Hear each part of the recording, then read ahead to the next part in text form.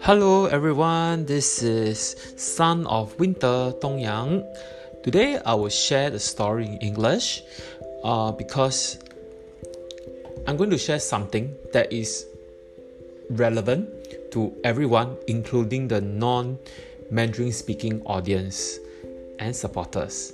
Okay, so welcome to my Season 6, Episode 6. Title of today's podcast is on, Is there really a formula in finding love?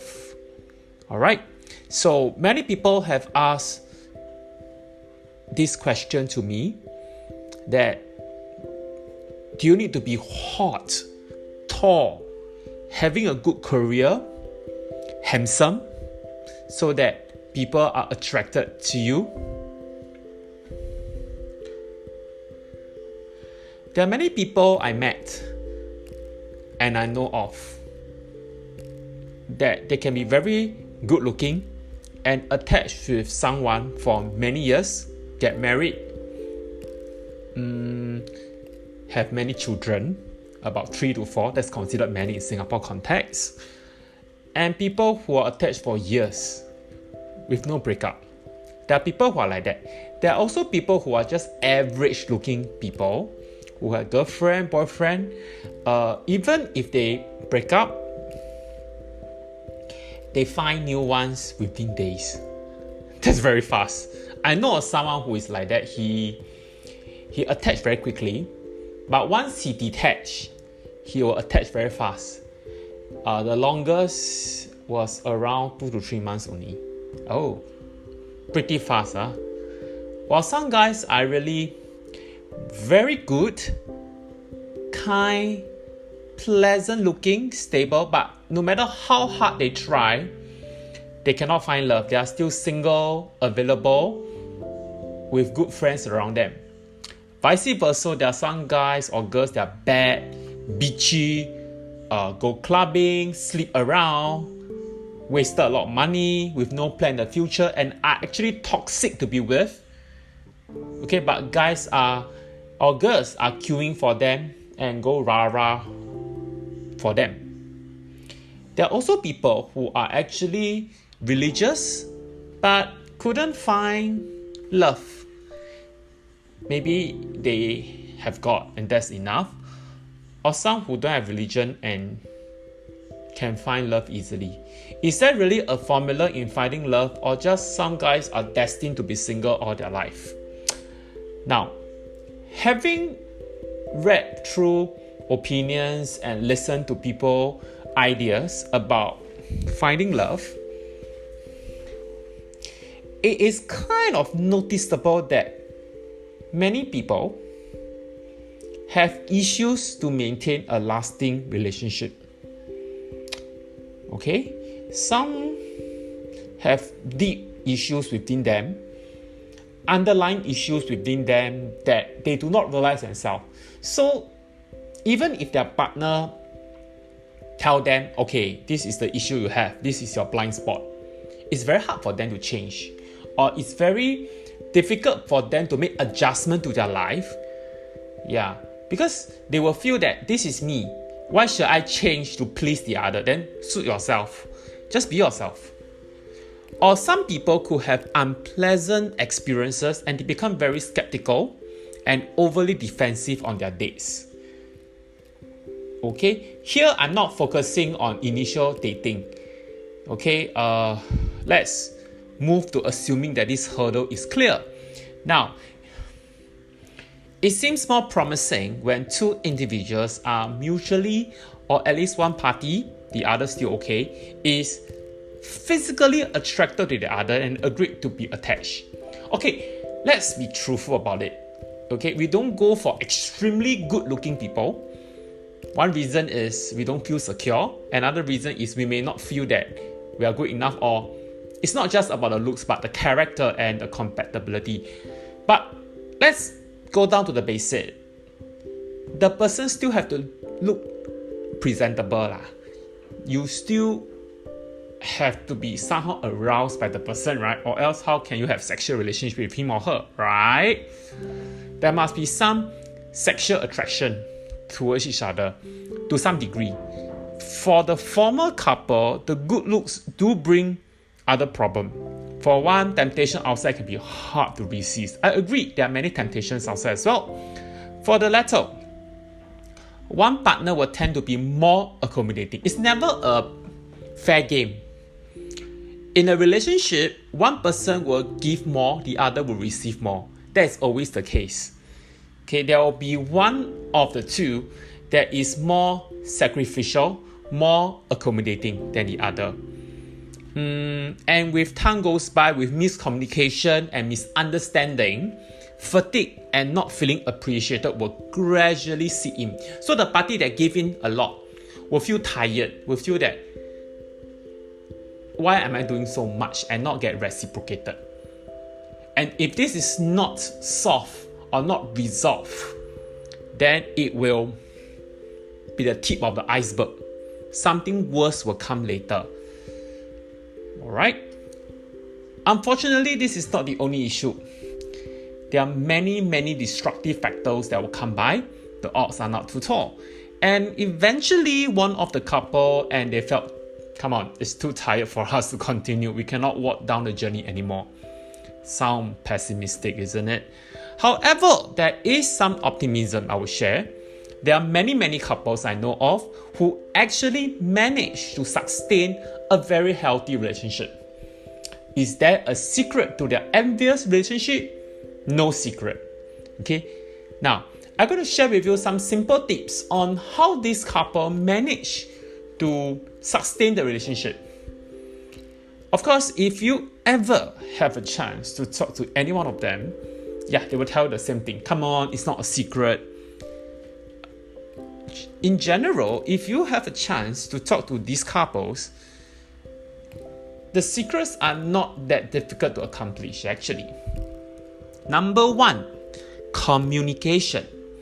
Not only in words that sound right to us, they are communication in all forms and kinds of interaction, including quarrels, disagreements, disapproval, disappointment, feedback and improvement, bad feelings and upsetting emotions, motivation and desired outcome.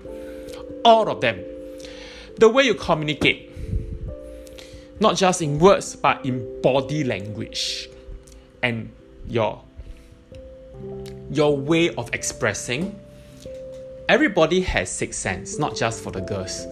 So your mannerism, your attitude towards a person, whether in words or in action, in behavior, will signal something positive or negative to that person. Okay? So just take note of that. Communication. So I think it has to be an open communication between each other. It has to be open and not keep things. Of course, at the start, you will not reveal everything about you. But I guess as time goes by, you should be more comfortable to share more of yourself with your partner, since he or she is going to be the one that spend the rest of your life with. Alright? Acceptance. Two total strangers start off with something in common, hit it off. But as time goes by, differences surface and it balloons more and more. Can't deal with the differences? Stop and think about it. Well, it is nice to have common interests and likings, but be prepared that the differences will be even significant. After all, we are two separate people living a different life until we have that wonderful awareness. I know not everyone started with that, but just to spice up a bit here.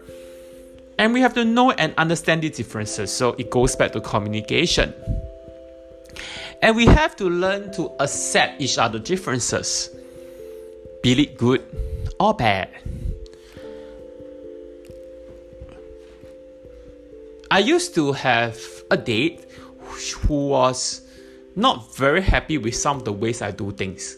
Soon after, the person get tired and we just end it off.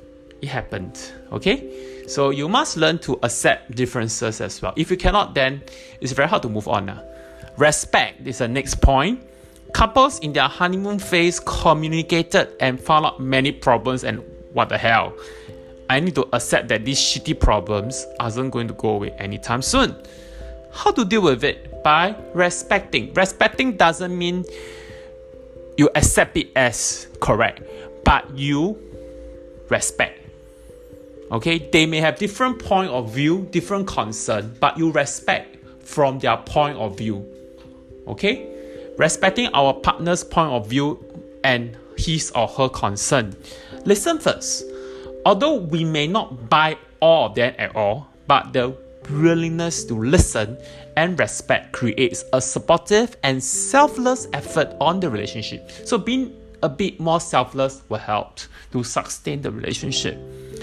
Being together is not about me, myself, I'm the center of this universe. No. Relationship is two-person.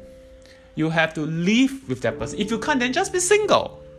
We'll explain this is me, whether you like it or not. I want you to change. Why can't you? You are mine. I forbid that. No, you are not possessing the person. That person is not becoming your object. He is not an object. He is he, she is she, you are you. Okay, just take note that if you keep on thinking that this person must change for me, then you are going to strain this relationship further, and it will not be a sustainable one. Care is the last point. This involves constant learning, unlearning, and relearning. Sounds very educational. Many of you highlighted that nothing seems permanent. You're right. The only change in this world, or should I say, the only constant thing in this world is change. We are always changing. Yes, the world is changing. The earth is not stagnant. It is always revolving. So do we. Change in our body. Yes, our physical body is changing. As we grow older, we grow weaker. Our immune system becomes weaker. Our appearance change. Not just a physical appearance, our needs, our emotions, our thoughts, our preferences, our goals, our wants, even our career, our friends, even family members change over time. I always tell people in my previous podcast as well that life is just like taking a train ride. At the start, you have certain people in your train, but they will depart and new passengers will hop on the train. So you may have people who will accompany you from the start to the end, but that's not a lot. Yeah, if you realize, if you take a train, you will know that not everyone will travel from, let's say, from Tuas to Pasir Ris. Not everyone will do that. In fact, very few people will do that. Most people will alight in the middle, and some people will board the train in the middle. So nothing is stagnant. Everything changes. And we have to accept that. What works in the past will become outdated, and we need to make sure we work on it to keep it fresh. So care to know the changes and to provide the care that matters to him or her the most. Well, finally, I hope my humble advice is really a humble advice, so you may disagree with my opinion here, will provide you the courage and the right view to work on your relationship. Be aware and be mindful with decent self-care. Love is not losing ourselves nor changing ourselves to love us. Well, don't lose yourself in the relationship and don't try to change other people in your relationship. Despite what you've done that right, your relationship still didn't turn out the way you hoped for, then the issue may not be on us. Apply the same approach on ourselves. Let me recap the 4 key points to sustain a healthy relationship. Communicate, acceptance, respect, and care. And not let things beyond us hurt us further. We don't find love, we create love. Thank you for listening to my podcast. I hope you like it, and subscribe to Son of Winter Tong Yang to hear more of the latest podcasts that will enrich, enlighten, educate you. Thank you.